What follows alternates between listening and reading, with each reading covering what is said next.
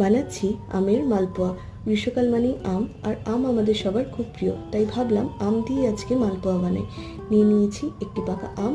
আমটিকে ভালোভাবে জলে ধুয়ে নিয়ে ছোট ছোট টুকরো করে কেটে নিয়ে টুকরোগুলো মিক্সারে দিয়ে একটি পেস্ট বানিয়ে নিয়েছি।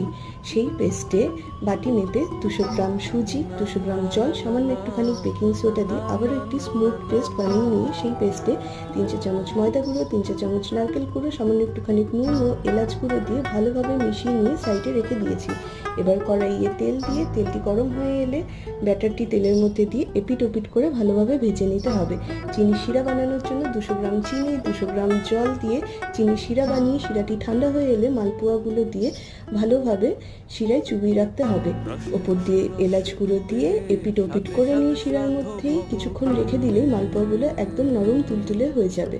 আমি আজকে একটা আম ব্যবহার করেছি, তোমরা চাইলে 2টো আমও ব্যবহার করতে পারো।